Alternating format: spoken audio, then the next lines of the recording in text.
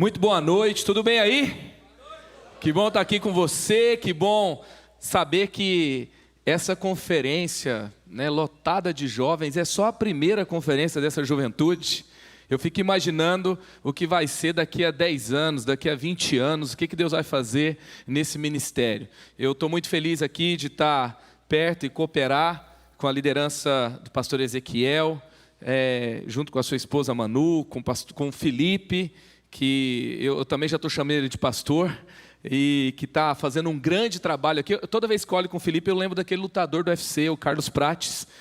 Se você não sabe quem é, se você pesquisar no YouTube, você vai ver, no Instagram, você vai ver que tem razão, um pouco de razão o que eu estou falando. E é muito bom estar aqui também e ver o que essa igreja tem feito, e realmente é algo inspirador. Eu estou aqui com o Danilo, que serve lá na nossa juventude, numa frente parecida com o Celebrando a Restauração, que vocês têm aqui só para os jovens. Queria que ele ficasse de pé aqui. Ele que tem servido ali com a gente apaixonadamente há muitos anos. É muito bom tê-lo aqui comigo. Eu fiquei muito feliz também de ver o Dudu e a Nana, tá? Eles estão emprestados para cá, para essa igreja. Daqui a pouco a gente pega eles de volta. E eu não entendi porque ele não estava tocando guitarra hoje, né? Não que o guitarrista era ruim, era muito bom, mas ele marcou muito a nossa juventude ali também. Mas uma coisa muito legal é que ele é um apaixonado, ele e a Nana são apaixonados pela igreja. Porque todas as vezes que eu os vi lá em São José dos Campos, depois de ter vindo para cá, eles comentavam sobre como Deus tinha preparado uma boa igreja para eles aqui em Canoas, no Rio Grande do Sul, nesse tempo que eles vieram trabalhar aqui nessa região e ficaram, todos esses anos. Então, é muito bom ver uma igreja que acolhe, uma igreja que discipula, uma igreja que envia, uma igreja onde você pode desenvolver o seu dom, o seu chamado e a sua missão. Uma igreja de inconformados, amém? Também quero parabenizar o trabalho do pastor Gilberto, pastor da igreja, que também tem inspirado a nação. Você pode aplaudir os seus líderes, seus pastores que servem e que abençoam a sua vida. E também, desde que eu cheguei ali, o hall estava cheio de voluntários, gente. Era mais de 1 hora antes do culto começar, mas já tinha muitos voluntários, muita gente correndo, fazendo reunião, se preparando, todo mundo já bonito já, e pronto para receber todo mundo. E eu descobri que um grande ministério não se faz com um time de contratados, mas se faz com um exército de apaixonados, e tem um exército de apaixonados nesse lugar. Amém? Aleluia. Você que serve aqui, Deus te abençoe, que Deus renove o seu coração. Você vai ficar muito cansado nesses dias de conferência, mas você vai ser o mais feliz na segunda-feira, tá? Tenho certeza disso.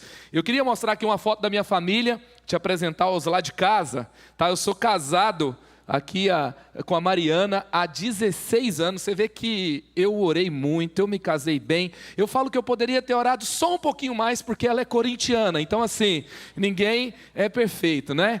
Meu filho mais velho ali, o Levi, 14 anos de idade. Ele conhece mais gente na igreja do que eu. E a Mariana, você pode ver, é o cara de adolescente aí na foto. O do meio é o cara de menino mais comportado da igreja. Tá vendo que você vê de logo? Que ele é o mais quieto da igreja, é o Samuel, é o cara das perguntas. E o Pedro é o mais novinho, chegou ali na pandemia, está com 5 anos. E o Pedro é aquele menino que os outros falam que ele é o mais mimado, né? Mas é só intriga da oposição. Mas às vezes as pessoas falam, mas que menino bonito, mas é seu filho. Eu não entendo essa pergunta, né? E também eu queria apresentar para vocês os meus pastores. Eu caminho com os meus pastores há 21 anos. Desde que eu cheguei em São José dos Campos em 2005, me mudei de cidade e fui servir nessa igreja. Então o pastor Carlito e a pastora Leila se tornaram meus pastores, meus pais espirituais. E muita gente os admira de longe, eu os admiro cada vez mais a cada ano e de perto, andando muito perto, conhecendo o coração deles, conhecendo o melhor e o pior deles. Realmente eu sou muito abençoado por caminhar com eles. E então você viu minha família não é perfeita, mas eu morreria por ela. Eu sou da igreja da cidade em São José dos Campos, pastoreado por pastor Carlito e pastora Leila, e também a minha igreja não é perfeita, mas Jesus morreu por ela, amém? Então ame a Jesus, ame a sua igreja, ame a sua família e forme uma família também que ame a Deus, se você ainda não se casou. Eu queria passar aqui um vídeo sobre um convite para você. Se você terminou o ensino médio, se você está aí entre 17 a 25 anos, ou passou um pouquinho dos 25, mas você tem assim algo assim dentro de você, uma inquietação, você quer se preparar para algo que Deus te chamou e você não sabe como é, não é exatamente um seminário, uma proposta para você se dedicar 1 ano para o chamado que Deus tem para você. Pode soltar o vídeo do IC College, por favor.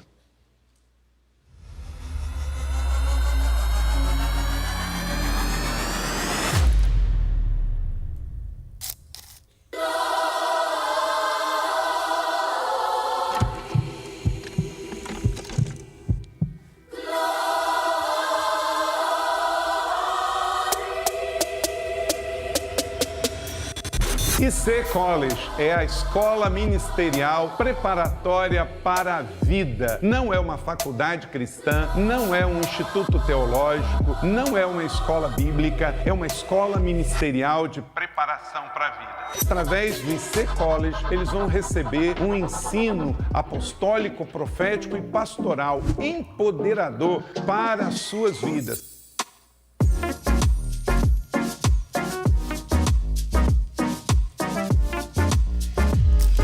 O College é alguém que ama Jesus, ama a igreja, serve intensamente na sua realidade local. Ele quer descobrir mais sobre os seus dons, o seu talento, ele tem um reconhecimento dos seus líderes locais, está já convertido, caminhando com Deus há um tempo e vai ser então enviado para se aperfeiçoar. Ele não necessariamente vai ser um pastor ou um missionário, pode ser em qualquer área de profissão, empreendedorismo, e ele vem com aquela vontade de mudar o mundo, de deixar a sua marca, de ser um avivalista nessa geração.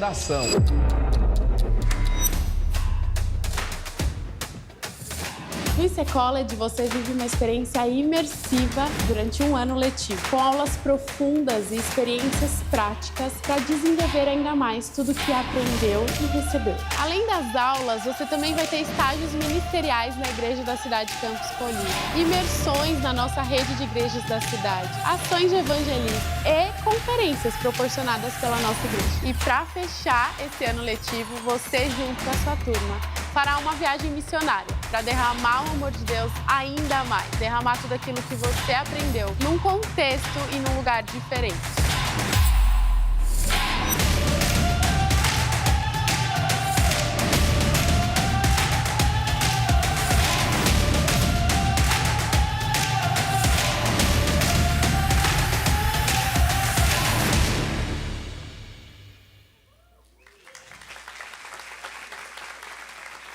Nós já recebemos alunos de 13 nações, agora estudando lá, nós temos alunos de 7 nações, alunos de todo o Brasil. A gente tem visto mesmo um despertar de um chamado de uma nova geração. Muitas vezes uma experiência fora do Brasil não é acessível para todos e nem todos conseguem ser reinseridos de volta para uma realidade também, depois de fazer fora do Brasil, uma escola ministerial. Então é uma resposta para algo que é um clamor, é um chamado, é uma necessidade de uma igreja, e nós estamos também ali para servir outras igrejas, servir outros pastores. Pastor Ezequiel, quem você mandar, a gente devolve melhor do que foi enviado, tá? Pode mandar. Teve um lá que eu não devolvi, que começou a namorar com a filha do pastor, tá? Então não tinha como, então já casou, então já está menos perigoso, tá? E tem sido mesmo muito especial o que Deus tem feito. No final tem uma viagem missionária e Deus tem realmente feito algo sobrenatural por meio do college nessa nova geração. Nossa próxima turma começa em agosto. Você tem que passar por uma entrevista, então se Deus falou o seu coração, já considera e considera rápido para você estar na próxima turma. Antes de eu compartilhar a palavra aqui, eu queria falar rapidamente dos livros que eu trouxe, tá? O livro do pastor Carlito, que fala sobre liderança, a liderança que prevalece, é um livro direto, prático, como ele é, e assim, muito profundo, e para você realmente desenvolver sua liderança. O livro Paternidade Bem Resolvida, do pastor Fabiano, é um best-seller. Ele começou a falar sobre isso muito tempo antes de se falar de paternidade espiritual. E é interessante que nesse livro ele conta a história dele, que já é profunda, mas ele vai te levar a fazer um teste de DNA, para saber se você está vivendo como filho de Deus, se você é filho de Deus mesmo. E aí então, se você descobrir que não, você vai poder fazer a sua jornada de então viver como filho de Deus. Paternidade bem resolvida. Quem é que gosta de ficção? Tem alguém que gosta de ficção? Minha esposa escreveu esse livro, Árvore de Espelhos. Quando ela me entregou o manuscrito, ela já participou da publicação de mais de 100 livros no Brasil. Ela é uma escritora, mas não tinha escrito dela. Mas ela gosta de ficção. E aí então, quando ela me entregou assim, dá uma lida para você ver o que você acha. Primeiro que eu nem sabia que ela estava escrevendo um livro. Eu comecei a ler, eu caí na bobeira de começar a ler à noite. E eu não conseguia mais parar. Sabe aquela série que você não consegue mais parar? Passei a noite lendo e foi assim, algo que me marcou muito. Tem abençoado a vida de muita gente. Se você gosta de ficção, você vai ter uma perspectiva incrível do reino de Deus lendo esse livro. Também queria falar aqui dos meus livros. O livro Ministério com Jovens, eu escrevi depois de 10 anos liderando jovens. Falei que ia falar a minha idade para vocês, né? Eu tenho 22 anos que eu lidero jovens. E essa jornada, então, onde eu aprendi muito sobre a nova geração, eu compartilho aqui nesse livro, como você entende a nova geração X e Y, Z, então principalmente a geração Z e a geração Y, que é aquela que está nos nossos ministérios de jovens hoje, como discipular, como pregar, como você pastoreia mesmo essa nova geração. E é interessante que uma vez eu fui numa igreja, tinha um pai com uma filha de 13 anos, e ele comprou esse livro. Quando eu voltei nessa igreja 6 anos depois, ele trouxe o livro todo marcado. E aquela menina que tinha ganhado esse livro com 13, aos 19, era líder da juventude da igreja. Então foi algo que assim mexeu muito comigo. O livro Criative-se fala sobre criatividade. Você sabe o que é criatividade? Criatividade é resolver problema. Você não nasceu para dar problema, você nasceu para resolver problema. E aí você fala, tem gente que fala assim, eu não tenho o dom da criatividade. Então procura o dom da criatividade na Bíblia. Não tem, sabe por quê? Porque não é dom, não é talento, é a própria natureza de Deus em você. Porque você foi feito à imagem e semelhança de Deus. E a primeira característica de Deus na Bíblia é que Ele é um ser criativo. Então você vai aprender a ativar isso que Deus já te deu. E o livro Lidero para o Futuro foi o último que eu escrevi. E a gente tem visto muita gente que fala assim, eu estou lidando com tempos difíceis. Será que a gente nasceu para lidar com os tempos?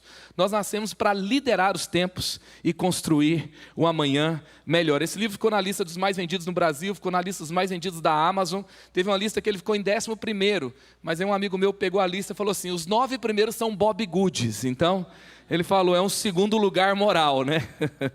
E o Mind Shift, gente, assim, quando chegou esse livro para mim da editora falando assim, você aceita fazer o prefácio desse livro?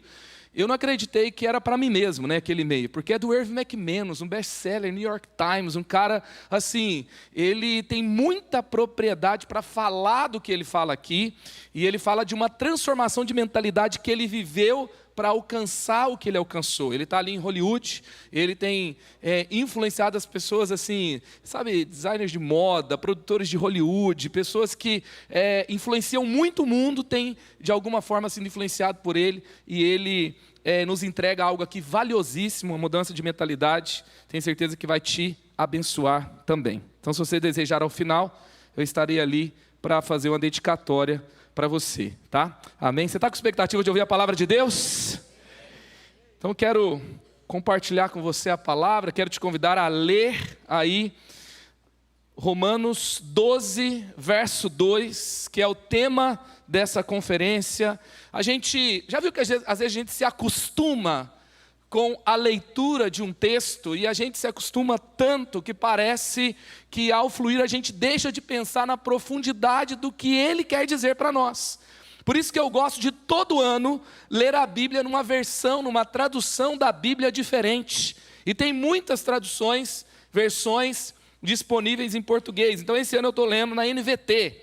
E aí, na NVT, Romanos 12, verso 2 diz assim, não imitem o comportamento e os costumes deste mundo, mas deixem que Deus os transforme por meio de uma mudança em seu modo de pensar, a fim de que experimentem a boa, agradável e perfeita vontade de Deus. E eu quero aplicar esse texto, eu quero, na verdade, avançar no que esse texto diz, no que Jesus pensou para a sua igreja, no que Jesus pensou para nós, o que é deixar o que Ele tem em mente nos transformar. Lá no Salmo 110, é um salmo que Jesus cita nos evangelhos, e fala sobre o propósito da vinda do Messias, e aqui também tem o propósito para a nova geração. E no verso 3 do Salmo 110 diz: no dia da sua batalha, o seu povo virá voluntariamente, com santo esplendor, desde o romper da alvorada, os seus jovens virão como orvalho. Que o Senhor aplique essa boa palavra ao meu e ao seu coração. Amém? O que nós temos aqui? Nós temos primeiro esse chamado de Paulo. No verso 1 de Romanos 12, o texto fala que Paulo está rogando, eu rogo. E essa palavra rogo, que é um apelo apaixonado, um apelo intenso, também tem uma versão que fala que ele suplica, né? E essa palavra, na verdade, ele está dizendo assim: eu rasgo o meu coração, eu faço tudo o que eu puder. Eu venho assim, fazendo aquele tipo de apelo, não é assim, se der faz, né? Se você quiser vem. Não, ele está falando assim, olha, eu estou rasgando o meu coração, eu não estou falando qualquer coisa. Não dá para você dizer que é um cristão e viver a sua vida com uma teoria que você fala na igreja, com a música que você canta no templo, com um estilo de vida que agora ficou hype, e você não ter o mesmo modo de pensar de Jesus. Você precisa viver como Jesus. A vida cristã não transforma só o seu sábado à noite, um feriado de conferência, não transforma somente um feriado de acampamento, não transforma apenas um domingo à noite. Ele muda todo o seu jeito de viver. Todo o seu jeito de viver muda. E é isso que Paulo está falando. E o que seria para nós hoje, como cristãos, essa mudança de mentalidade? Eu não sei se você já percebeu, mas hoje a mentalidade do nosso tempo, ela tem mudado. A Ana Lembe, que escreveu o livro Nação Dopamina, que fala sobre essa doutrina da recompensa instantânea, da satisfação instantânea, onde nós estamos fazendo tudo buscando prazer o tempo todo. Ela fala que nós estamos vivendo a transição do homem religioso para a transição do homem psicológico. É meio que assim, no passado, todo mundo tinha certeza que estava perdido. Então o homem religioso, o que ele pensava? Eu preciso ser salvo, eu preciso ser liberto de mim mesmo, eu preciso ser transformado. Então a busca por uma experiência de algo novo era assim: eu preciso ser melhor, eu não estou bem, o que eu faço não é bom, eu preciso ser salvo. E o homem psicológico, ele não tem mais essa busca. Na verdade, o homem psicológico, ele só quer ser satisfeito. Nós vivemos, na verdade, numa era de uma sociedade psicologizada, nesse sentido. Não estou falando nada contra psicólogo, mas eu estou dizendo que essa doutrina da satisfação instantânea nos levou para um mundo em que a gente está escravizado pelo prazer imediato. E a gente perdeu o discernimento do que é a verdadeira satisfação. É interessante que nesse livro, Nação Dopamina, a Ana Lembe, que é uma das melhores psiquiatras do mundo, que entendeu tanto sobre a doutrina da satisfação instantânea, que ela aplica isso no livro dela. Você não consegue parar de ler, porque ela vai mexendo com aquilo que gera dopamina em você. E aí, é interessante que ela está trabalhando no Vale do Silício. Ela atende, as pessoas mais ricas do mundo, que podem vestir a roupa que quer, que podem se encontrar com muitas pessoas que eles querem, que podem viajar para onde querem, que pode comprar o que quer. E sabe o que ela está fazendo nesse lugar? Ela está ajudando essas pessoas a se libertarem de seus vícios miseráveis. Ou seja, uma abundância de experiência de prazer não transformou o nosso mundo num lugar de pessoas mais felizes, mas num lugar de pessoas mais deprimidas. E o que seria essa mudança de mentalidade para hoje? Eu não quero tocar tudo o que isso significa, mas eu creio que um ponto importante dessa mudança de mentalidade é que hoje a gente entra num lugar, a gente vai fazer algo e a gente deixou de ter aquela pergunta: aonde eu posso ser útil? Como eu posso servir? E agora nós entramos nos ambientes e nós temos uma pergunta: o que eu vou ganhar? O que eu vou receber? O que vai me fazer feliz? O que vai me fazer sentir bem? Faz sentido isso, gente? Então, se eu estou estudando para me formar. Então eu estava conversando com um professor universitário, depois que ele assistiu um curso que eu dei sobre geração Z, e tinham 2 professores universitários da Universidade Federal do Rio de Janeiro, FRJ, e eles estavam falando sobre os alunos não terminarem mais os cursos. Ele fala, na cidade que nós temos um campus, nós temos ali curso de engenharia, conectados com as multinacionais, o cara já entra com a certeza de que se ele só terminar o curso, ele não precisa nem ser o melhor aluno, ele já está empregado em uma das melhores empresas do Brasil. Mas ele falava que, ultimamente, entrava 40 alunos e formava menos de 10. Nós estamos fugindo de qualquer experiência que envolva sofrimento. Nós queremos nos sentir bem, e essa se tornou a nossa religião, o hedonismo. E às vezes, não é numa faculdade, não é no emprego. Às vezes não é, sabe, num comportamento na nossa família. Se tornou também o nosso comportamento dentro da igreja. E as igrejas se tornaram lugares que fazem as pessoas se sentirem bem. E aí então nós perdemos esse foco de missão. Então eu creio que essa mentalidade invertida é um grande desafio para nossas igrejas hoje. É um grande desafio para o ministério de jovens. É um grande desafio para a fé cristã em nosso tempo. E o Tozer ele fala o seguinte, que a maior tragédia não é a perseguição da igreja, mas a sua domesticação. Quando a igreja para de incomodar o mundo, é porque ela se tornou como o mundo. E hoje eu quero então pensar com você nesse texto, que eu falei que é o propósito de Jesus para o seu povo, que está revelado no Salmo 110, que é uma revelação do propósito de Cristo. E o que nós vemos nele? Nós vemos nesse texto que Jesus não veio apenas nos salvar. Graças a Deus ele veio nos salvar, amém? Mas a salvação para aí? Então tá bom, ele veio nos salvar, agora você é um crente, você tem uma apólice de seguro contra o fogo do inferno. Agora você pode viver a sua vida, né? Se você é um crente convertido de verdade, se você é um crente fiel, então você vai esperar que lá no fim, quando Jesus voltar, no dia do Senhor, ou quando você morrer e estiver com Ele, então você está salvo da condenação eterna. E a vida cristã, será que é sobre isso? Aqui fala que Jesus viria, o Messias seria manifestado, tá? Vou ler o texto aqui com você, tá? Então olha só, Salmo de Davi, Salmo 110, e aí o verso 1, vou ler só o verso 1, o verso 2 e o verso 3. O Senhor disse ao meu Senhor, assente-se à minha direita, até que eu faça dos seus inimigos um estrado para os seus pés. O Senhor estenderá o cetro do seu poder desde Sião, domine no meio dos seus inimigos. O que é esse seu cetro de poder? É Jesus reinando a partir de Jerusalém. Quando ele fosse manifestado, ele inaugura o seu reino, o seu governo, na primeira vinda, que vai ser concretizada então na segunda vinda. Então ele fala aqui que ele vai ser estabelecido com poder. E aí no verso 3, no dia da sua batalha, o seu povo virá voluntariamente, com santo esplendor, desde o romper da alvorada, os seus jovens virão como orvalho. O Senhor jurou e não se arrependerá, você é meu sacerdote para sempre, segundo a ordem de Melquisedeque. Então nós temos aqui que Jesus não veio apenas nos salvar, Jesus veio recrutar um exército.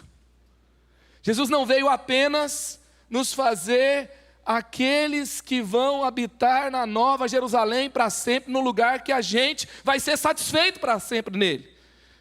Jesus veio nos formar, nos recrutar para uma missão. E esse é o chamado de Jesus para nós. E Jesus cita, por exemplo, em Marcos 12:36, o próprio Jesus cita esse chamado e esse propósito. Então aqui nós temos algo claro para nós. Nós precisamos ser inconformados com a mentalidade desse tempo. Eu não estou numa igreja para ser satisfeito. Eu sou satisfeito em Jesus. Eu já tenho uma salvação. Mas se eu não tiver uma missão, está incompleto. Gente, se numa igreja você não encontra a sua missão, você não está sendo parte de uma igreja, você está sendo parte de um clube. Ou de um negócio. E Nós fomos chamados para viver uma missão. Eu queria caminhar com você aqui nesse chamado para sermos inconformados. Porque esse negócio de entretenimento é um negócio bom, sabe? A gente está falando de Copa do Mundo. A gente está falando, assim, tem gente que já está trocando a TV, o sofá da casa, né? Há um mês atrás ele falava que não queria mais ver a seleção, que a camiseta era do mal. Hoje ele já está doido, ele já leva todo o meu dinheiro, eu vou assistir todos os jogos, eu não vou trabalhar nem o dia que tiver jogo. E depois, assim, que terminar o jogo, você vai ver, assim, horas e horas e horas e horas de programas de TV, de tudo que é parte do mundo, jornais do mundo inteiro, e marcas caras, tudo envolvendo o quê? Um grande negócio que entretém espectadores. O meu filho estava me contando que a Arábia Saudita, para a Copa de 2034, já afirmou que vai mudar as suas leis, que não vai prender ninguém para que a Copa seja lá. Então, quer dizer, a Copa muda as leis de um país. Por quê? Por causa do business. Por causa do negócio de espectadores. Mas eu preciso te falar, a igreja não é um negócio de espectadores. A vida cristã não se vive nas arquibancadas. A vida cristã não se vive assistindo, comentando e criticando. Se vive sendo transformado, sendo parte da missão que Jesus nos dá e correndo riscos para vivermos de fato o chamado glorioso em Jesus. Esse é o nosso chamado. E aqui eu vou caminhar com você em 4 formas de como nós nos tornamos, então, esses inconformados, que não está apenas sendo entretidos em cultos e conferências e, sabe, no business gospel. Gente, o business gospel é tão interessante que tem até, eu estava pensando esses dias, né, tem aquele portal Fuxico Gospel. O que é Fuxico Gospel, gente? É pecado gospel. Tem tudo gospel, até pecado gospel já tem. Sabe, você entra para ver e ser entretido, e tem lá centenas de milhares de seguidores, não sei se chegou a 1 milhão de seguidores, para ver crente que cai, para saber do pastor que traiu a esposa, um site de fofoca cristão. Não é perturbador esse negócio, gente? É algo assim, impressionante, alguma coisa está errada. Então, o que é ser inconformado? Eu penso que se um tema como esse, né, a gente tem que repensar algumas coisas, sim ou não? Então, ser inconformado, primeiro, é surgir para ser resposta e não problema. É surgir para ser resposta e não problema. O seu povo virá voluntariamente. Voluntariamente. Ou seja, você vai aparecer não precisa te convencer. Não precisa, sabe, fazer muito esforço, porque você entendeu por que você está aqui. O povo de Cristo, que é o povo inconformado, que não vive de acordo com a mentalidade desse tempo, sabe, no dia da batalha, não é o povo que está com medo, que só viveu entretido e viveu num mundo invertido, mágico, diferente. E aí agora, quando é dia da batalha, está tudo com medo, não sabe nem o poder que tem em Jesus, não sabe nem a missão que faz parte. Não, é o povo que entendeu, fala, não, hoje é dia de guerra, hoje é dia de eu estar lá. Hoje é dia de levar Jesus.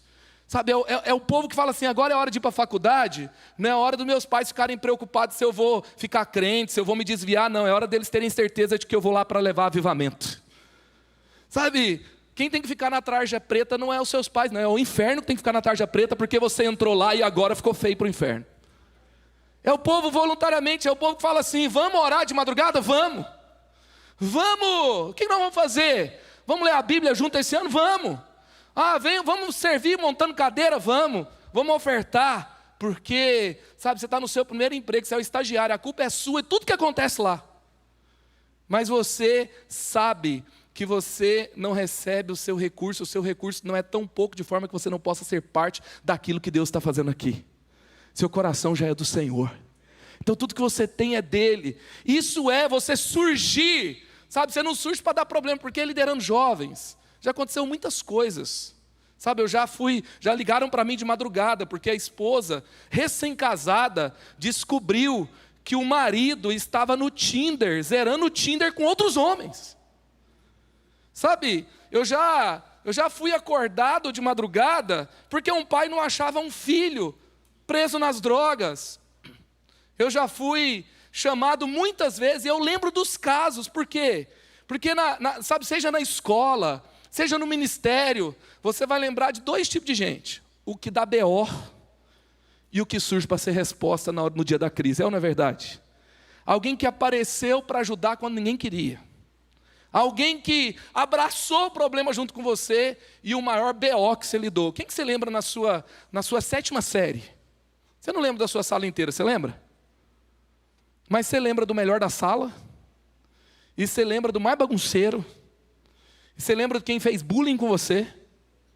Não é assim? Você lembra do pior professor e do melhor professor, é ou não é? Então, quando surge alguém na sua mente, surge alguém na sua vida, sabe, é a pessoa que surge para ser resposta, ou a pessoa que surge para ser problema, são as 2 que você vai lembrar. E eu queria pensar algo com você. Quando a gente fala de jovens, essa é uma conferência de jovens, é uma conferência de adolescentes, parece que ficou normal. A pessoa caiu, a pessoa não tem cabeça, a pessoa é meia, sabe, inconstante. Não, mas é jovem, é normal.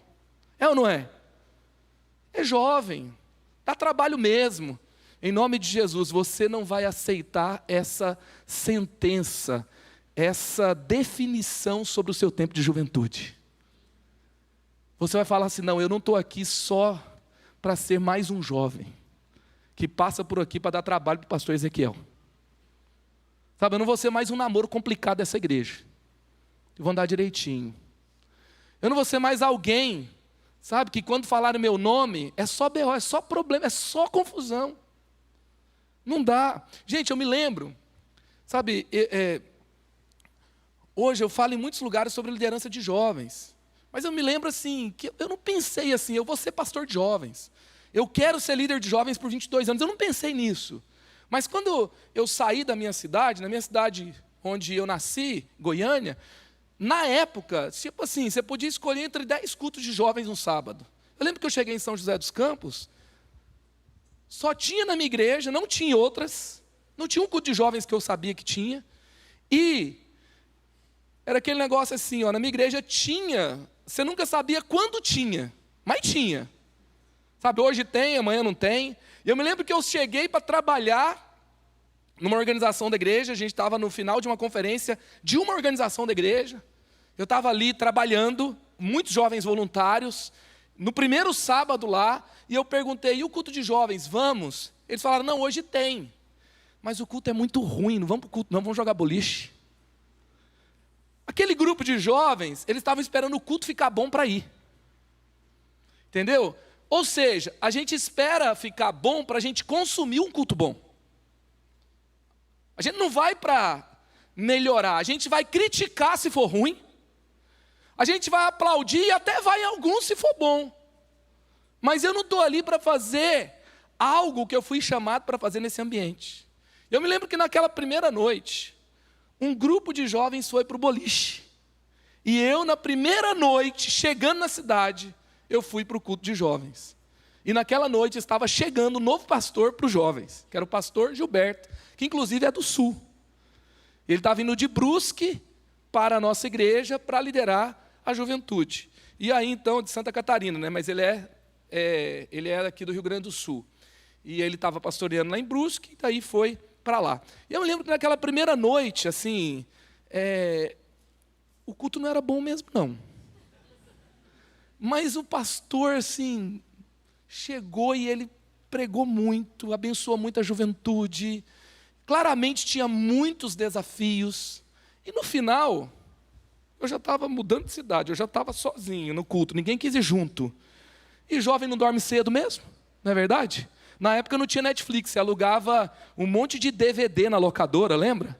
Esse era uma série, tipo Lost, essas coisas, você podia ficar mais tempo com a série em casa. Eu falei, deprimente, eu não vou para casa ficar assistindo, eu vou lá conversar com o pastor. Daí eu fui lá conversar com o pastor, falei, pastor, tudo bem? Tudo bem. Pastor, se você precisar de mim, conta comigo. Ele falou, mas você é membro? Eu falei, não, mas conta comigo. Ele falou, o que você faz? Eu falei, eu faço o que você precisar. Se você precisar tirar a cadeira, mas o que você faz? Eu falei, eu sou designer. No próximo sábado, ele me mandou o slide da mensagem dele para eu fazer. Às vezes ele terminava a mensagem de madrugada, ele falava assim, se der, você faz para mim? Estava eu lá de madrugada fazendo os slides de mensagem dele. E ali começou uma jornada. E foi tão interessante que assim, nós nos tornamos muito amigos, muito próximos. Eu me lembro de um dia, 6 meses depois, que ele tinha saído de férias. Ele saiu de férias e, você sabe, né, litoral, férias, na hora de subir, o que acontece? Engarrafamento, né? E ele, assim, não tinha outra pessoa para substituir ele nos jovens. E aí ele combinou com o pastor sênior, o pastor Carlito, falou, ó, eu vou para o litoral, passar uns dias com a minha família e tal, mas no sábado eu subo para pregar nos jovens. Beleza, só que ele sobe, fica preso no engarrafamento. E sábado, eu que estava acostumado a carregar cadeira, estava acostumado a ficar colocando gelatina colorida na frente do par LED, não existia par LED, era par 64, você não sabe nem o que é isso. A gente colocava um negócio colorido ali e era a iluminação colorida do culto. Estava acostumado a ficar suado antes do culto, solteiro, entrava no banheiro, passava um lenço umedecido assim, eu trocava de camiseta e já ia para o culto. E eu me lembro que nesse dia ele me ligou e falou assim, ele falou desse jeito, eu tentei todo mundo para ver se eu conseguia alguém para pregar no culto, não deu certo. Você pode pregar? Fala assim, não tem mais ninguém, tem que ser você, se não for você, eu não sei mais o que eu vou fazer. Eu falei, conta comigo. Eu lembro que foi a primeira noite que eu preguei nos jovens. Eu me lembro que quando eu fui pregar nos jovens, então assim, com esse pastor, que foi o meu mentor para a juventude, ele começou um movimento que começou realmente a ter consistência no ministério de jovens. E ele estava decidido a subir da praia para fazer o culto, porque ele tinha decidido que todo sábado ia ter culto. Ele falava assim, se chegou sábado, Jesus não voltou, pode vir que tem culto. E aí, nisso, ele não conseguiu estar lá um dia, eu tive que pregar de última hora, e ele já estava formando ali, ele já estava cheio de ovelha que amava ouvi-lo, ele estava atendendo muita gente, ele tinha um coraçãozão de pastor. Enfim, eu me lembro que eu preguei nessa primeira noite, Deus fez algo especial. Naquela primeira noite, estava lá ouvindo aquela pregação, alguém que estava sendo impactado por aquele ministério, que vinha sempre de São Paulo, estudava na USP, mas fazia sempre questão de estar lá. E quando ela vê eu entrando para pregar, ela olha e fala assim, quem que é esse adolescente falando? Sabe, agora nessa igreja qualquer um pode pregar. O que está acontecendo? Aí Deus falou com ela, você vai casar com ele. Ela só foi contar isso para mim 5 anos depois, no dia do meu casamento. Mas era minha esposa que estava lá. Mas eu estava surgindo naquele lugar, não para consumir um ministério de jovens bom, mas para ser parte daquilo que Deus queria fazer naquele ambiente. Sabe, você vai ficar comentando o que tem, o que não tem aqui? Não, porque outra igreja está fazendo um movimento, aqui não tem isso. Deus mostrou para você, tchan, tchan, tchan, tchan, entendeu? É com você. Amém? Ah, podia ter um ministério de esportes, a gente podia fazer um projeto social assim, assim. Então, né? Pastor, conta comigo. E pode ser que ele não te ache nem habilitado para liderar o que você viu. Pode ser que ele nem ache que tenha que acontecer. Mas você pode orar. Você pode fazer alguma coisa. Mas você não precisa sair consumindo o que você quer, o que você gosta, porque a igreja não é sobre isso. A igreja é uma comunidade de discípulos. Esse pensamento, essa mentalidade invertida, tem transformado um exército de Cristo que transforma realidades em um grupo mimado de consumidores da fé. E nós não podemos ser parte desse lado da história. Nós temos que ser resposta para aquilo que Deus quer. Então, 2 anos depois desse dia ali que eu prego pela primeira vez, 2 anos depois daquele dia que eu me apresentei para o pastor, eu me tornei o líder dos jovens. E ali Deus começa a fazer uma história. A gente sai de um pequeno grupo de 80 jovens num sábado à noite, quando tinha culto, para mais de 3.000 jovens em pequenos grupos, em vários programas de 30 semanas, evangelismo, jovens adolescentes, jovens adultos e jovens casais, simplesmente porque Deus colocou algo no meu coração. E eu disse sim, porque Deus colocou algo no coração de outras pessoas, e elas disseram sim também. Porque Deus chamou pessoas para mudar a realidade e tinha gente disponível. E em pensar que alguns anos atrás, não muitos, eu era um desviado. Eu era um jovem desviado. Eu era um filho de pastor desviado na adolescência, que a mãe orava. Eu sou desviado, mais um desviado que não deu certo, de tanto que a mãe orava, né? Se a sua mãe ora muito, não adianta você inventar, você vai virar pastor, não tem jeito. Sabe, você vai virar líder na igreja, você vai casar com a moça da igreja, com o rapaz da igreja, não tem como. Sabe, quem aqui tem uma mãe que ora muito? Deixa eu ver. Amém, aleluia. Você pode aplaudir as mães que oram? Amém. E se você não tem uma mãe que ora, que nem está na igreja, você vai ser resposta para ela, você vai ganhar ela para Jesus. Amém? É assim que funciona. E eu falo que eu me tornei resposta de oração, onde um dia eu fui motivo de oração. Eu era o cara desviado na juventude, que depois se torna o líder de jovens, que traz jovens desviados para a igreja e jovens sem Jesus para a igreja. Isso é surgir para ser resposta, isso é você se colocar diante de Deus para o que Ele deseja fazer. E a gente se prepara quando ninguém está vendo, porque assim, tem coisa que não dá para você falar, eis-me aqui, né? E de repente acontece um transformer assim, e você de repente vira uma pessoa santa, cheia de Deus, cheia do Espírito Santo, tem como? Sabe, é o que você faz quando ninguém está vendo, que vai determinar a diferença que você faz no dia da crise. O dia que alguém pode contar com você. O Moody fala assim, o caráter é o que você é quando ninguém está olhando. E é exatamente esse caráter que determinará o que você fará quando todo mundo estiver. Amém? É isso. Segunda coisa, ser um inconformado é você responder ao chamado sem atrasos. Responder ao chamado sem atraso. É muito interessante que nesse salmo que está revelando o Messias, no verso 3b vai dizer, desde o romper da alvorada. Então é um povo que não é um povo consumidor, é um povo que é voluntário, é um povo que aparece no dia da guerra, é um povo que diz presente, conta comigo, e é um povo que diz presente, conta comigo, desde o romper da alvorada. E esse romper da alvorada na Bíblia não é simplesmente um horário, o horário que o sol nasce, não, é simplesmente, é quase que um fator, um símbolo teológico, porque em Êxodo 27 e 21, sacerdotes alimentavam o fogo do altar desde o romper da alvorada. Nós vemos Salmo 5:3, Davi diz, de manhã a ti me dirijo e fico à espera. Sabe, o que é esse desde a alvorada? É quem se adianta ao chamado. É um Eliseu que Elias fala assim, olha, hoje o meu Deus vai me levar. Hoje algo vai acontecer, fica aqui. Aí Eliseu fala, eu não vou te largar. Não adianta você falar que eu vou estar com você até o final. Ele não é chamado, mas ele se oferece. Tem gente que fala assim, ninguém me chamou. E você se ofereceu? Sabe, desde o romper da alvorada é uma atitude de prontidão. Eu não sei o que vai acontecer no culto, mas quando tiver assim, não, hoje nós vamos lançar um propósito de 40 dias de oração, você já está pronto para aquilo que Deus vai fazer, você já está com a mão levantada antes de terminar de falar a mão. Sabe, tem tanta gente que diz não, aí vem com aquela desculpinha, não, é porque eu não sei o meu chamado. E você vai descobrir o seu chamado como? Na sua casa, vendo TikTok, fazendo trabalho de escola no chat GPT? Sabe como é que você vai descobrir o seu chamado? Deixa eu te falar uma coisa, você descobre o seu chamado específico na disponibilidade. Quando você faz o que tem que ser feito. Quando você está treinando o seu coração voluntário. Quando você está dizendo sim para aquilo que precisa. Quando você está falando assim, não, Deus está fazendo algo nesse lugar, e você já acorda, falando, Deus, se o Senhor fizer algo hoje, não me deixa de fora.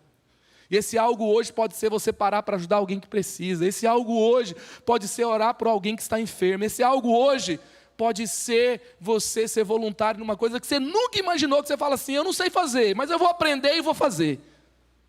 Mas conta comigo, porque se você precisa de mim, a minha primeira resposta é sim. Amém, gente? Sabe, gente, eu falei assim de Copa do Mundo, tem gente que acha a conferência cara e vai gastar mais de R$1.000 para completar um álbum de figurinha. Não é assim? Sabe? É caro, mas quando sai a camiseta do seu time, você fala, leva meu dinheiro porque está linda. Umas coisas, não tenho tempo. Mas para virar uma série à noite, você está pronto. Não é verdade? Sabe, a gente está pronto para tanta coisa. Você ser inconformado é você não se atrasar quando Deus te chamar. É você não inventar uma desculpa quando precisarem de você. É você não adiar algo que você já tem certeza que é com você. É você que Deus está chamando. Sabe, o Charles Spurgeon, ele escreve sobre esse versículo. Jovens que servem ao rei de madrugada revelam que seu coração foi capturado. antes mesmo que o dia começasse. Não esperam o sol alto para ser fiel. Sua devoção precede o calor da prova. Não é incrível, gente? É algo tão especial. Eu me lembro de um dia que nasceu uma convocação em um dos nossos cultos. E Deus encontrou no nosso meio corações voluntários e algo extraordinário aconteceu. Eu me lembro que nós estávamos, pastor Ezequiel, num momento de maior desafio no nosso ministério de adolescentes. A gente tinha tido, assim, cultos com 400 pessoas, acampamentos com 600 adolescentes, dividido em 2 acampamentos, mas naquele momento, a gente estava vivendo uma sucessivas transições difíceis e problemas e casos sérios, e ali a gente estava num culto que às vezes não dava 200 adolescentes, a gente que tinha tido muitos ali, e teve um dia que a gente cansou de fazer algo para os adolescentes se engajarem e gostarem, e estar ali e aplaudir, a gente passou a chamar eles para fazerem. E nesse dia, a gente fez o culto onde nós profetizamos pelas escolas da nossa cidade. Nós oramos e profetizamos nas nossas escolas. E cada adolescente trouxe uma camiseta de uniforme da sua escola. E na hora da intercessão, eles encheram o palco, o altar de camisetas, e eles oravam. E eles se lembravam de alunos que tinham cometido suicídio, eles se lembravam de alunos na depressão e nas drogas, eles oravam de alunos que enfrentavam problema em casa, eles oravam de alunos que sofriam bullying, eles oravam de alunos que tinham problemas constantes, e eles profetizavam, eles declaravam a escola um lugar de avivamento. Chamou para trazer a camiseta, eles trouxeram mais de 150 camisetas. Chamaram então, a gente colocou um QR Code na tela, a gente falou, olha, não sabemos o que vai surgir desse dia, mas algo está nascendo aqui hoje. Se você quer ser resposta de Deus na sua escola, entra nesse QR Code aqui, você vai fazer parte de um grupo de oração pelas escolas. Ali começou um grupo de oração. Depois ali começou um treinamento para liderar grupos dentro das escolas. Então adolescentes de 13 anos, 14 anos, até os 17 anos estavam fazendo parte dessa iniciativa, porque um professor não pode pregar na sala de aula, um pastor não pode ir lá na escola pregar dentro de uma sala, dentro de uma escola aleatoriamente, mas um aluno não pode ser proibido de pregar a palavra, porque isso é cercear a liberdade religiosa. Então a gente começou a contar com eles e treiná-los, e até que 6 meses depois, nasce o primeiro grupo. Depois nasce o segundo grupo, depois começa a vir os testemunhos. Uma pessoa na escola foi curada hoje. Hoje alguém se converteu. Hoje a diretora pediu que a gente fosse de sala em sala chamar os alunos, porque desde que nós começamos esse grupo, o ambiente da escola mudou. E começou testemunhos de, olha, vem cá orar por esse aluno. A professora nos chamou para orar antes da aula começar. Teve devocional por causa dos testemunhos dos alunos que iam no grupo do Volts 220, que é baseado em Gálatas 2:20. E aí então começa ali um movimento. Resumindo, gente, depois de 2 anos, nós estamos em 64 escolas da cidade para a glória de Deus. Aleluia! Aleluia! Não foi um grupo de professores, não foi um grupo de psicólogos, não foi um grupo de mestres, não foi um grupo de pastores, foi um grupo de adolescentes que falaram, eu vou orar pela minha escola, eu vou profetizar sobre a minha escola, eu vou ganhar os meus amigos para Jesus, eu vou lá toda semana, eu vou chamar a galera, e eu vou chamar a galera para a gente orar, estudar a palavra e orar, pode ser 15 minutos, que o Senhor conte comigo, eu estou disponível, eu não vou atrasar o meu chamado, eu estou pronto. Imagina um adolescente de 13 anos que entra na escola e ele está preocupado ali, sabe, que ele tem um testemunho a zelar, porque ele não é só um cara que é conhecido como crente, ele é quase que um pastor na sala dele. Isso muda a minha postura onde eu estou, muda ou não muda? Isso é o impacto de alguém que diz sim para Jesus. O que Jesus está te chamando você para fazer hoje? O que Jesus está, talvez, falando com você há muito tempo e só está recebendo desculpas? Hoje é dia de cancelamento de desculpas em nome de Jesus. Hoje é dia de falar, conta comigo, Senhor.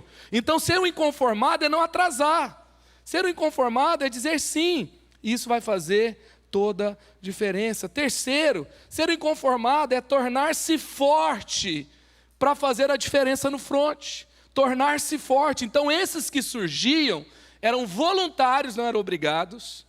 Eles também compareciam logo no romper da alvorada, então eles não demoravam.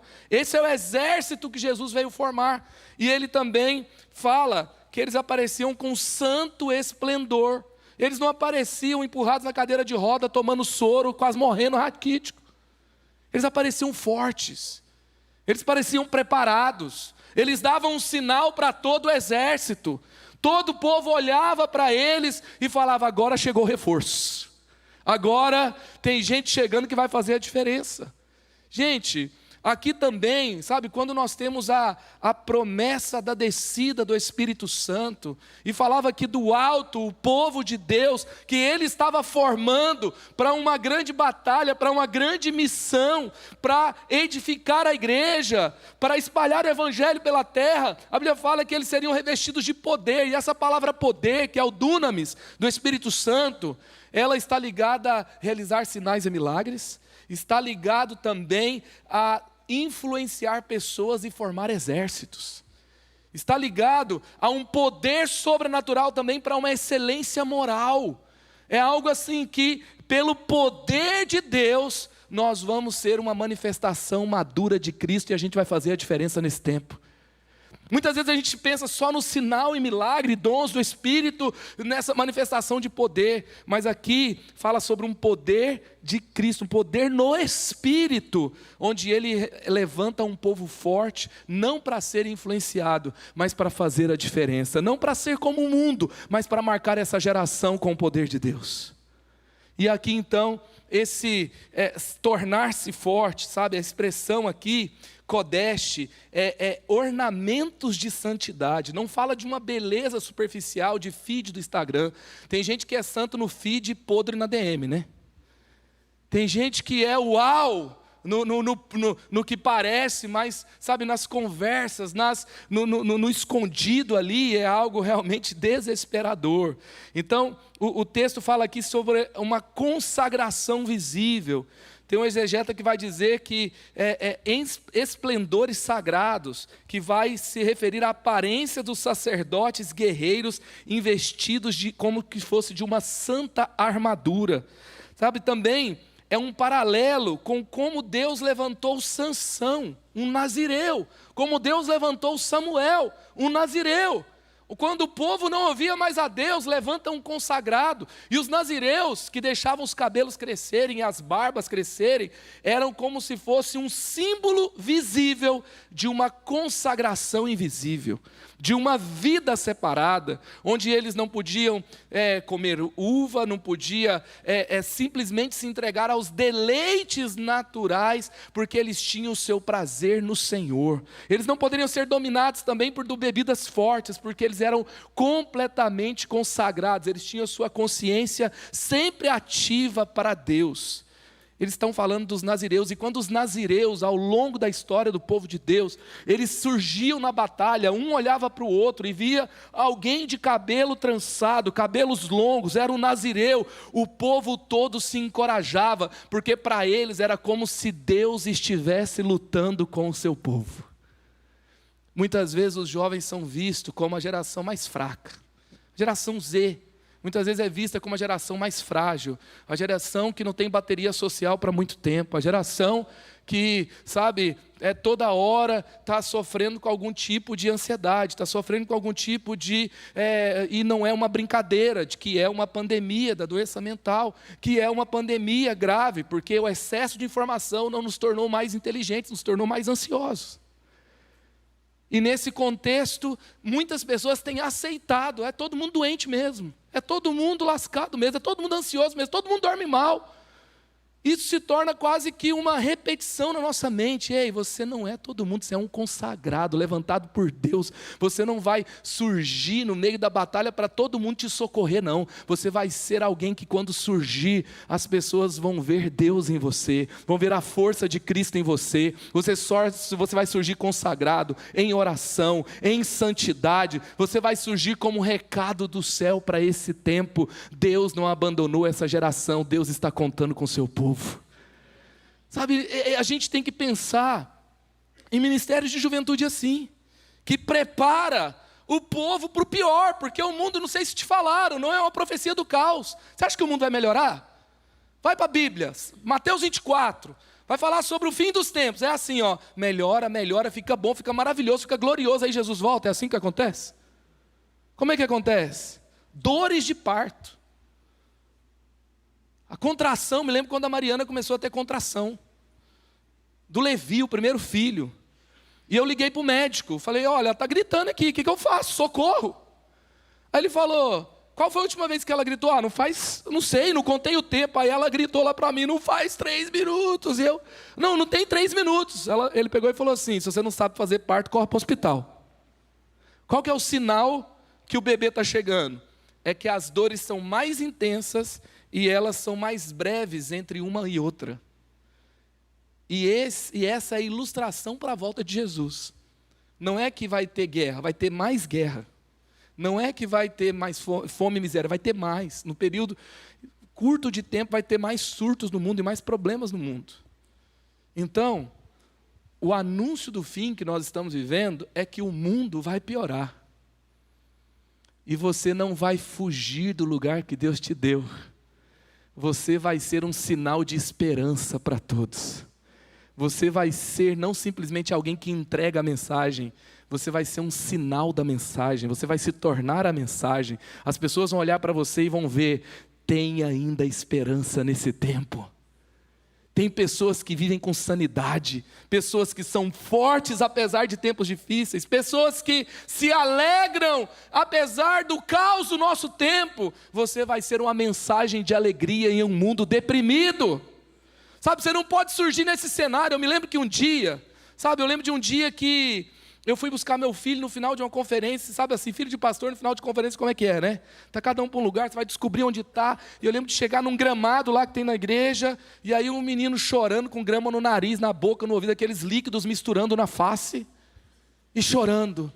Aí eu falei, o que está acontecendo dessa vez? Era o Samuel gritando, o Levi me chamou de café com leite. Você já foi café com leite? O que é café com leite? É aquele cara que não serve nem para perder. Né? Ele é tão frágil, tão pequenininho que vão atropelar ele. Então deixa ele, sabe, café com leite é jogar Xbox com controle desligado. Aquele negócio que assim, você está enchendo o saco, você não dá paz para ninguém, você quer jogar, mas você não sabe jogar. Aí te dão um controle e fala, agora você está jogando. E você fala, ê! Só que o controle está desligado. Sabe, deixa eu te falar uma coisa. Tem gente que está vivendo a vida cristã como café com leite. E às vezes é até um café com leite de cafeteria chique, com espuma por cima assim, sabe, com coração. Porque ele até frequenta os cultos, chega no horário. Sabe, ele não está se drogando, não está, transando antes do casamento, não está matando ninguém, mas está vindo no culto, cheirosinho, bonitinho, mas não está discipulando ninguém. Não está servindo em lugar nenhum. Não está ganhando ninguém para Jesus. Quem é esse? É o café com leite gospel. Às vezes, gourmet. Com espuma em cima, com desenho de coração. Mas não está fazendo diferença nenhuma no reino de Deus. Ser um inconformado não é só estar presente, é fazer a diferença. É você ser aquele que é um sinal. Você surge forte na batalha. E aí, como está no último ponto, né? Você se torna um sinal da presença de Deus no seu tempo. Os seus jovens virão como orvalho. O orvalho é um sinal de vida. Ele não é barulhento, mas ele transforma tanto quanto a chuva. Ele não cai de uma vez, mas ele é constante. Um dia eu falei sobre esse texto, e eu falei do orvalho, aí um jovem falou, o que é orvalho? Tem coisas que o ChatGPT não explica, né? O que é orvalho? Tem coisas que não explica no TikTok. Então é o seguinte, sabe quando você acorda em cima do carro que ficou a noite inteira, tem uma água por cima? Aquele é orvalho. Você saiu durante a noite, não tinha chuva, mas existia algo muito fino e muito constante, que durante toda a noite caía sobre a terra e renovava a vida. A juventude que faz a diferença não é a juventude mais estética, mais barulhenta. É aquela que é constante, aquela que tem um sim, sabe, que não é para agora, é para a vida, é para Jesus, é um José que antes que a tentação chegasse, ele já estava decidido que ele não ia se corromper. É um Daniel, Que não importa as ameaças que vão chegar, se eu vou virar uma figurinha ingrata de WhatsApp na minha escola, não importa se eu vou ser perseguido ou cancelado, eu já decidi, custe o que custar, demore o quanto demorar, não importa o preço, eu vou servir a Jesus até o final. Eu não vou me corromper. Você é um sinal da presença de Deus nesse tempo. Tem um comentarista que vai dizer como a juventude do orvalho, inumerável e plena de vida fresca, assim será a juventude consagrada ao Messias, surgindo em silêncio, mas irresistível em sua vitalidade. Não vai ter ambiente seco, ambiente hostil, ambiente de ateus, ambiente de militante, que vai resistir à presença constante, fiel, amorosa, santa, de uma juventude consagrada ao Senhor. Sabe, vai ter avivamento na sua escola, vai ter avivamento na sua família, vai ter transformação por onde você passar, vai ter cura, vai ter um novo tempo. Eu me lembro um dia que o Danilo, que está aqui comigo hoje, ele estava me levando para o aeroporto, a gente passou do lado de uma cidade chamada Mogi. E ali, estava eu, minha esposa, ele estava dirigindo, e aí então o Danilo se lembrou, falou assim, olha, essa cidade me traz boas lembranças. Eu falei, por quê, Danilo? Aí ele falou, não, porque aqui eu fazia faculdade, eu estava nos jovens, eu estava começando a minha jornada com Deus, e estava namorando com a Camila, que hoje é minha esposa, e aí então eu vinha para cá para fazer faculdade, mas um dia a igreja convocou 300 jovens, falando, nós vamos plantar igrejas em 30 cidades, e nós vamos enviar 10 jovens para cada uma dessas cidades, onde nós vimos que eram as cidades que a gente precisava avançar com o evangelho. E ele foi um desses 300, que foi para Mogi. E lá, no final de semana, ele fez evangelismo, encontrou um homem da paz e abriu um grupo para estudar a Bíblia. Depois, e aí então começou a jornada. Na sexta-feira ele ia com a namorada, que ficava esperando ele enquanto ele estava na faculdade. Quando terminava a faculdade, começava um pequeno grupo, onde eles estudavam a Bíblia, onde eles oravam, onde eles estavam plantando uma igreja, 2 jovens plantando uma igreja numa cidade. Depois do grupo, voltava já de madrugada. Depois, no outro dia, ele ia trabalhar. À tarde, esses jovens tinham uma missão, tinha que voltar para a cidade para evangelizar. Ele evangelizava, voltava para o culto de jovens. Depois, no outro dia, estava ali no domingo, no culto da igreja, aí descansava, né, mais ou menos 1 hora, 2 horas, depois já começava a semana de novo. Se falar isso hoje em dia, fala assim, não, isso é um ativismo. Matou você, Danilo? Está bem? Adoeceu você? Você ficou dormindo tremendo assim? Ia trabalhar com as pálpebras pulando por causa disso? Depois ele passa do lado e fala assim, nós fizemos isso por 6 meses, até que aquele pequeno grupo se tornou 50 pessoas depois de 6 meses. Aí os pastores falaram assim, Danilo, obrigado por cumprir essa missão, agora nós vamos enviar um pastor para essa cidade. E ele falou, passando do lado daquela cidade, depois de 10 anos, falando, eu louvo a Deus, porque essa igreja hoje, que tem mais de 500 pessoas, começou depois dessa entrega voluntária no meu tempo de juventude. Ele só não gostou de falar a parte do meu tempo de juventude, né? Outro dia meu filho falou assim, viu uma foto minha de casamento na estante, falou, pai, esse era você quando você era jovem? Ficou 30 dias sem telas depois que ele falou isso. Mas eu queria te dizer uma coisa, lembrando do meu tempo de juventude, que foi tão rápido, do Danilo também, ele está ainda na negação. Mas eu queria te informar que o seu tempo de juventude passa muito rápido. E que história que você vai contar? Você vai contar que você ganhou de todo mundo no FIFA? Você vai contar que você passou 3 horas por dia no TikTok? Você vai contar que você conseguiu escapar da convocação para evangelizar? Você vai contar que você não virou meme na faculdade, mesmo sendo crente? O que você vai contar? Você precisa contar que uma igreja nasceu por causa da sua entrega. Você precisa contar que vai ter um amigo no céu por causa de você. Você precisa contar que um dia você pregou na sua sala de aula. Você precisa contar que você não foi mais um que viveu na onda do business gospel, do hype. Você não simplesmente falou, quero te ver, Senhor. como todo mundo está orando dentro da igreja. Quero te ver. Quem quer ver o Senhor, quer ver o trono como Isaías viu lá no capítulo 6, precisa estar disposto a orar como Isaías orou quando viu. Eis-me aqui, envia-me a mim. Eis-me aqui. Eu não vou apenas assistir. A vida cristã não é para ser assistida, é para ser enviado para fazer a diferença. Eu queria passar um vídeo para você bem rápido. Ficou bem na hora do tecladinho assim. Eu queria que o tecladinho até continuasse durante o vídeo, que ficou legal. Ficou mais espiritual agora. Mas tá forte esse tecladinho, gente. Tá? Não é verdade. Sabe o que acontece? Eu fui tão impactado ano passado. Acho que seria até legal tirar essa mesa daqui para passar o vídeo, porque vai ter uma legenda embaixo, talvez a galera não consegue ver. Você vai ver eu falando um inglês mais ou menos e uma legenda embaixo.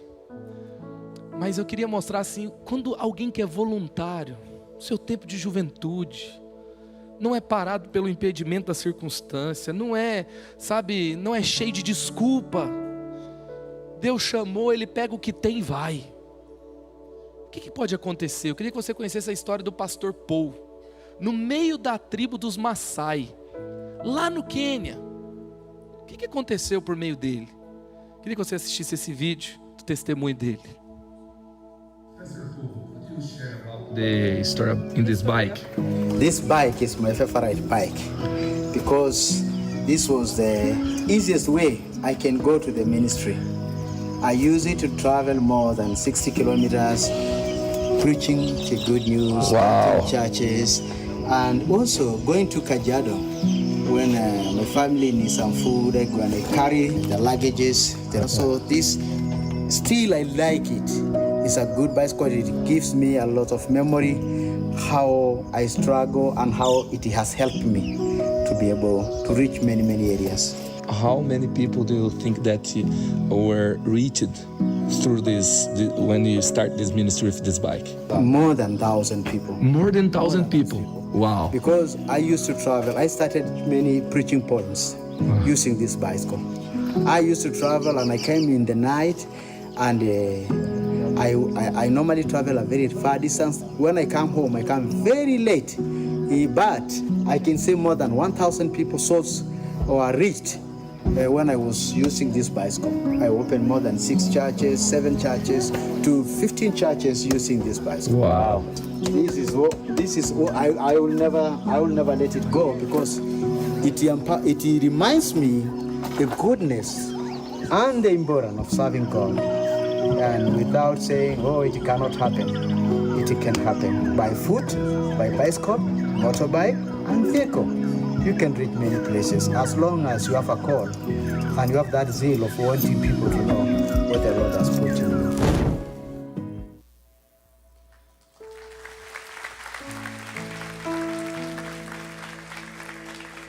Enquanto muitos têm desculpas. Gente, eu não sei se você sabe o que acontece na tribo dos Maasais até os dias de hoje. Sabe aquelas histórias de mutilação feminina? Sabe aquelas histórias na África onde crianças são dadas para prostituição porque uma família não tem o que comer? Sabe aquelas histórias de que um patriarca da tribo, ele tem que ter a primeira noite de cada mulher, e às vezes com 12, 13 anos, depois da primeira menstruação? Isso, infelizmente, acontece ainda. E nesses lugares tem violência doméstica. Aí você fala, mas não tem leis, não tem ONGs? Tem leis e tem ONGs.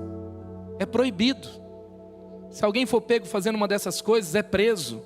Mas quem está lá no meio das tribos? Para eu chegar lá, não foi com Waze não, gente. Pastor Paul teve que ir até a cidade mais próxima, Kajiado. Já andou mais de 1 hora no meio do nada. Se você me deixasse lá, eu ficaria dias e não conseguiria sair de lá. No meio desses lugares tem espinhos de acácia africana. Esses espinhos são assim de 5 centímetros e tem relatos que fura até pneu de carro. É um prego. Eles usam para fazer cercas. É uma região de leopardos. Então ele mostrava onde as ovelhas são guardadas à noite quando os leopardos atacam. E ele pegava a bikezinha no meio de tudo isso, e ele ia onde a ONG não ia. Ele ia onde a polícia não vai. Ele ia onde ninguém está fiscalizando, onde é terra de ninguém, aonde uma cultura muito forte é passada de geração em geração, e essas pessoas que cometem essa atrocidade, essas atrocidades, elas não têm consciência do mal que estão fazendo, elas estão apenas repetindo o que elas consideram normal, que é a forma delas lidarem com as situações da vida. E o que uma ONG não muda, o que uma polícia não muda, o que uma lei de um país não muda, o que uma fiscalização que não acontece também não vai mudar, quando o Evangelho chega, por meio da pregação da palavra, quando alguém é transformado pelo poder do Espírito, quando alguém começa a ser discipulado, e naquele lugar onde nasce um discípulo, nasce mais um coração voluntário, nasce uma igreja, nasce um discípulo que começa a fazer discípulos. Eu fui na igreja do pastor Paul, eu vi um grupo de 40 africanos que estão sendo treinados, fazendo um curso teológico, um pastor brasileiro está lá treinando, e uma grande revolução está acontecendo, a violência doméstica está acabando. Sabe, todas essas atrocidades estão sendo transformadas não por leis, não por ONGs, mas pelo poder do Evangelho. Tem um amigo meu que fala assim: você não pode dormir em cima dessa bomba atômica. O Evangelho é uma bomba atômica. Onde ele cai, tudo muda, amém? Sabe, eu não posso ficar quieto na minha sala de aula, eu não posso simplesmente frequentar uma igreja para me sentir bem, sendo a resposta para um bairro, para uma família, para uma escola, para a empresa onde eu trabalho, para uma cidade, para gente depressiva, para gente que precisa do Senhor. É tempo de ser resposta, é tempo de ser um inconformado nessa geração. Queria que você ficasse em pé no seu lugar. Eu queria que você sinceramente, sabe, será que você tem procrastinado algo? Eu não estou aqui falando de um lugar assim: olha, eu tenho feito tudo isso e você não está fazendo nada. Eu não estou fazendo nada disso. Eu estou pregando para mim mesmo também. Eu preciso ser mais inconformado. É tempo de fazermos a diferença. Quantos estão ouvindo a voz de Deus falando com você agora? Você está ouvindo o Senhor falando com você? Tem pessoas aqui que estão sendo assim, parece que tem algo queimando dentro de você. Sabe, você está com um mix assim, é como se fosse um confronto, junto com uma inquietação. Ao mesmo tempo é como se você tivesse a certeza: não, é algo também que eu quero viver. Sabe, é algo que ao mesmo tempo que vem como um confronto, é um chamado amoroso do seu Pai Celestial, dizendo: vem, eu vou fazer de você pai de multidões. Eu vou usar você para tocar essa geração. Eu vou usar você para coisas grandes e talvez que você nunca imaginou. Se te contar daqui a 10 anos o que vai acontecer, se daqui a 10 anos tivessem te contado o que ia acontecer, você não ia acreditar. Deus está levantando pessoas hoje para a glória dEle. Deus está despertando chamados. Sabe, a conferência Inconformados não vai ser apenas um evento que aconteceu nessa juventude. Você vai se lembrar que nesse dia o Senhor despertou um chamado na sua vida. Nesse dia o Senhor te apontou para um alvo. Nesse dia o Senhor te colocou no coração, sabe, algo, uma paixão por fazer a diferença no meio acadêmico, por plantar uma igreja, por evangelizar pessoas, por levar avivamento para a sua escola ou para a sua faculdade. Algo está nascendo aqui hoje. Se você sente uma confirmação no seu coração, se você sente chamado pelo Senhor, eu queria que você rapidamente saísse do seu lugar, que você viesse aqui à frente. Eu quero orar por você. Sabe, é tempo de responder a um chamado. É tempo de dizer sim para Jesus. Se Deus está falando com você, não fique no seu lugar. Sabe, diga sim, diga sim, diga sim. A gente não sabe aonde vai dar, a gente sabe o dia que a gente disse sim. A gente não tem lugar, sabe de onde virão os recursos. Como eu vou me preparar? Quem são as pessoas que serão impactadas? Vai ser algo grandioso ou vai ser algo talvez simples aos olhos de muita gente, mas que vai impactar inúmeras pessoas? Eu não sei como vai ser, sabe, mas eu me entrego àquilo que Deus quiser. Eu não vou por like, eu não vou para aparecer, eu não vou simplesmente por algo que eu acho que é legal, não, eu vou porque eu não posso desobedecer um chamado. Eu me lembro da Sophie Miller, que um dia, aos 17 anos, disse sim para Deus. E poucos anos depois ela estava cruzando a fronteira da Bolívia com o Brasil, e ela se torna a missionária para os povos indígenas que mais impactou a nossa nação. E depois de 30 a 40 anos servindo aquela tribo, onde o índice de alcoolismo acabou, as pessoas foram alfabetizadas, a Bíblia foi traduzida para 2 idiomas tribais, onde as guerras tribais cessaram. Um dia perguntaram para ela: como assim? Como assim? Como que você entendeu que Deus estava te chamando para sair de Nova York e ir para uma tribo indígena no Amazonas? Você deve ter recebido um chamado muito claro. Ela pegou e falou assim: eu não tive um chamado, eu ouvi a voz de Deus e obedeci. Mas aí perguntar: mas o que Deus falou com você? Vá e faça discípulos de todas as nações. Eu obedeci uma ordem. Eu não tive um chamado, eu recebi uma ordem e eu obedeci. Tem uma ordem do céu sobre nós hoje, e o Senhor está perguntando: quem obedece? Quem diz sim? Quem hoje está disposto a simplesmente caminhar com o Senhor para um novo tempo, renunciar aos seus próprios desejos, buscar ser satisfeito nos lugares onde está e simplesmente dizer sim para o Senhor? Aleluia, aleluia. Eu queria que você estendesse as suas mãos para os que estão aqui à frente. Se Deus falar com você, você pode continuar vindo até aqui. Vamos orar. Pai, em nome de Jesus. Pai, nós reverenciamos o Teu nome nessa casa. Nós aqui, Pai, entregamos os nossos corações, Pai. Entregamos as nossas vidas, Pai, imperfeitas, tão carentes da Tua manifestação, do Seu poder. Ó Deus, hoje nós simplesmente, Pai, recebemos uma ordem e nós estamos obedecendo, Pai. Nós não resistimos à Sua voz. Ó Deus, hoje, Pai, no tempo da graça, da oportunidade, ó Deus, hoje, Senhor, onde muitos estão desperdiçando a sua adolescência, desperdiçando a juventude, desperdiçando, Pai, a energia, a ousadia, a criatividade em lugares, Pai, em lugares distantes do Senhor. Tem uma geração inconformada, dizendo sim para o Senhor nessa casa. Ah, Deus, que estes sejam, Pai, que estes sejam como Maria, que o Senhor fala: você escolheu a melhor parte e ela não vai ser tirada de você. Que esses sejam como Daniel na Babilônia, que esses sejam como José no Egito, que estes sejam, Pai, como aqueles 12 despreparados que o Senhor investiu, formou e enviou para tocar as nações, Pai.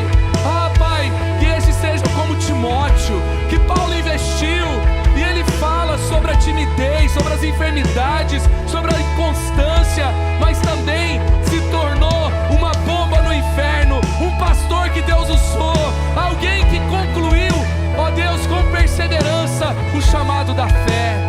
Ah, Pai, que estes aqui sejam os inconformados, que terminam como Paulo, dizendo: eu terminei a carreira, eu combati o bom combate, eu terminei, eu fui fiel. Ah, Deus, que esses sejam aqueles que recebem a recompensa do servo bom e fiel, a coroa da vida, aqueles que correm, Pai, não simplesmente por futilidades, mas correm, Pai, por um soberano chamado, uma soberana vocação. Em nome de Jesus, Pai, eu oro aqui abençoando o que o Senhor está revelando hoje, despertando hoje, Pai. Eu vejo escolas cheias do Espírito Santo. Eu vejo empresas, Pai, prósperas, que não está pensando apenas em lucro, está pensando na expansão do reino de Deus e na transformação da sociedade. Eu vejo artistas, atletas, eu vejo, Pai, ó Deus, professores, mestres, cientistas. Eu vejo, Pai, pastores e missionários, mas que no fim das contas são discípulos que fazem discípulos. São homens e mulheres cheios do Teu Espírito, que Deus simplesmente obedecem a tua ordem e simplesmente, Pai, inconformados, são imparáveis, são símbolo da tua presença, são, Deus, os nazireus, os consagrados de 2026.